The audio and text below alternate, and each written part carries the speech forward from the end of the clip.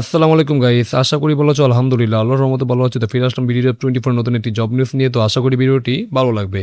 তো আজকে আমরা দেখো power grid Bangladesh PLC, power grid Bangladesh PLC, ঠিক আছে।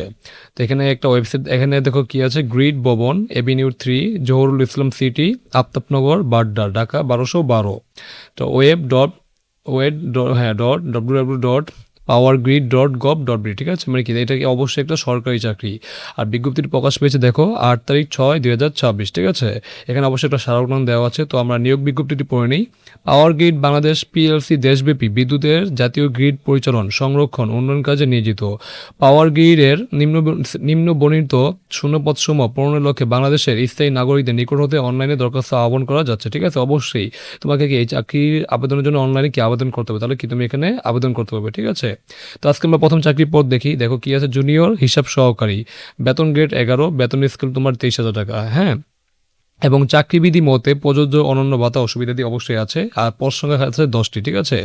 আর শিক্ষাগত যোগ্যতা প্রয়োজন ইউএসজিসি অনুমোদিত বিশ্ববিদ্যালয় হতে accounting, finance and banking, AIS বিষয়ে কমপক্ষে বিবিএ বা বিবিএস সম্মান ডিগ্রি অবশ্যই থাকতে হবে।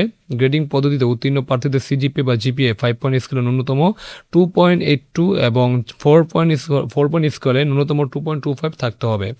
প্রচলিত পদ্ধতিতে শ্রেণী বা বিভাগ উত্তীর্ণ প্রার্থীদের কমপক্ষে দ্বিতীয় শ্রেণী বা বিভাগ থাকতে হবে। শিক্ষা জীবনের কোনো পর্যায়ে তৃতীয় বিভাগ বা শ্রেণী বা সম্মানে কোনো পরীক্ষার ফলাফল গ্রহণযোগ্য হবে না। বিশেষ করে যারা ওই যে 3rd ডিভিশন পেয়ে ফেল করেছে, তাদের ফলাফল বা তাদের আবেদন কি গ্রহণযোগ্য হবে না। আর কম্পিউটার ব্যবহারে দক্ষতা অবশ্যই থাকতে হবে, তাহলে তুমি জুনিয়র হিসাব সহকারী কি এখানে অ্যাপ্লাই করতে পারবে, ঠিক আছে। এবার যদি আমরা 2 নম্বর দেখি, জুনিয়র ব্যক্তিগত সচিব, বেতন গ্রেড 11, বেতন স্কেল 23,000 টাকা। চাকরিবিধি মতে প্রযোজ্য অন্যান্য ভাতা অসুবিধাদি অবশ্যই আছে। পদ সংখ্যা মাত্র 4টি। এখানে তোমাদের শিক্ষাগত যোগ্যতা আছে, সেটা তোমরা অবশ্যই একটু কষ্ট করে পড়ে নেবে। আমি পড়তে যাই। দেখো 3 নম্বর কি আছে, জুনিয়র প্রশাসনিক সহকারী ও জুনিয়র প্রশাসনিক সহকারী কাম বান্ডার সহকারী, ঠিক আছে। বেতন গ্রেড হলো 11, বেতন স্কেল 23,000 টাকা। চাকরিবিধি মতে প্রযোজ্য অন্যান্য ভাতা অসুবিধাদি অবশ্যই আছে। আর পদ সংখ্যা খালি আছে 14টি, ঠিক আছে। আর এখানে তোমার কি বলে, মানে অবশ্যই শিক্ষাগত যোগ্যতা দেওয়া আছে। শিক্ষাগত যোগ্যতা আমরা দেখতে পাচ্ছি অনেকটা সেম, তোমরা চাইলে অবশ্যই একটু পড়ে নিতে পারো, এই আর কি। আমরা পরে চাকরি পদে যাই। জুনিয়র নিরাপত্তা পরিদর্শক, বেতন গ্রেড 11, বেতন স্কেল 23,000 টাকা। চাকরিবিধি মতে অবশ্যই প্রযোজ্য অন্যান্য ভাতা সুবিধাতে অবশ্যই থাকবে। আর পদ সংখ্যা 2টি। এখন যে আমরা এখানে যদি আমরা শিক্ষাগত যোগ্যতা দেখি, ইউজিসি, হ্যাঁ, ইউজিসি অনুমোদিত বিশ্ববিদ্যালয় হতে যে কোনো বিষয়ে কমপক্ষে স্নাতক বা সমমানের ডিগ্রি থাকতে হবে অবশ্যই। আর তবে সামরিক বাহিনীর নন কমিশন অফিসারদের ক্ষেত্রে শিক্ষাগত যোগ্যতা ন্যূনতম এইচএসসি বা সমমান থাকতে হবে, ঠিক আছে। গ্রেডিং পদ্ধতিতে উত্তীর্ণ প্রার্থীদের সিজিপি বা জিপিএ 5 পয়েন্ট স্কেলে ন্যূনতম 2.82 এবং 4 পয়েন্ট স্কেলে কি ন্যূনতম 2.25 থাকতে হবে। প্রচলিত পদ্ধতিতে শ্রেণী বা বিভাগ উত্তীর্ণ প্রার্থীদের কমপক্ষে দ্বিতীয় শ্রেণী বা বিভাগ থাকতে হবে, ঠিক আছে। শিক্ষা জীবনের কোনো পর্যায়ে তৃতীয় বিভাগ বা শ্রেণী বা সমমানের কোনো পরীক্ষা ফলাফল গ্রহণযোগ্য হবে না। কম্পিউটার ব্যবহারের দক্ষতা থাকতে হবে এবং প্রার্থীকে অবশ্যই সুস্বাস্থ্যের অধিকারী হতে হবে। সামরিক, অসামরিক আইন শৃঙ্খলা রক্ষাকারী বাহিনীর সদস্যগণকে অগ্রাধিকার প্রদান করবে, ঠিক আছে। বিশেষ করে সামরিক বা অসামরিক বা আইন শৃঙ্খলা রক্ষা বাহিনীর কোনো কর্মী থাকবে, তাদেরকে অবশ্যই অগ্রাধিকার আগে দেওয়া হবে, ঠিক আছে।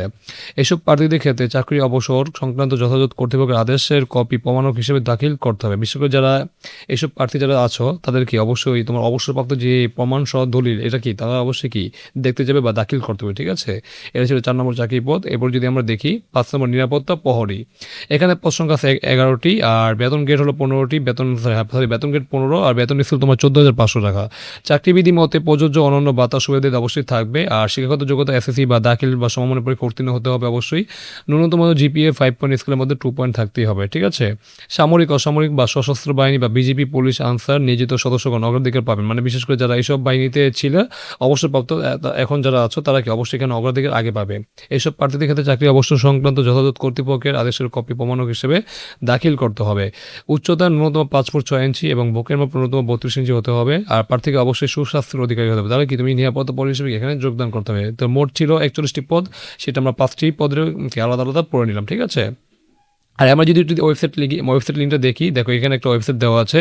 মানে আগ্রহী প্রার্থীদের অনলাইনে টেলিটক বাংলাদেশ লিমিটেডের ওয়েবসাইটে https://powergrid.teletalk.com.bd এর মাধ্যমে 10/6/2026 হতে 30/6/2026 তারিখে বিকাল 5টা পর্যন্ত মধ্যে আবেদনপত্র পূরণ সংক্রান্ত নির্দেশাবলী অনুসরণপূর্বক আবেদন করা যাবে, ঠিক আছে। মানে এটা হলো সেই ওয়েবসাইট লিঙ্ক। মানে এই ওয়েবসাইটের মাধ্যমে কি তুমি অবশ্যই আবেদন করতে পারবে তোমার কাঙ্ক্ষিত পদে। তো এই ছিল আজকের চাকরি পদ। আজকের চাকরি পদ তোমাদের কাছে কেমন হলো তোমরা অবশ্যই কমেন্ট করতে পারো। যদি ভালো লাগে অবশ্যই লাইক, অবশ্যই চ্যানেল নতুন হলে অবশ্যই আমাদের চ্যানেলটিকে সাবস্ক্রাইব এন্ড করতে পারলে দেখা হবে নতুন কোনো চাকরি নিউজ ভিডিও নিয়ে। সে পর্যন্ত তোমরা ভালো থাকো। আল্লাহ হাফেজ।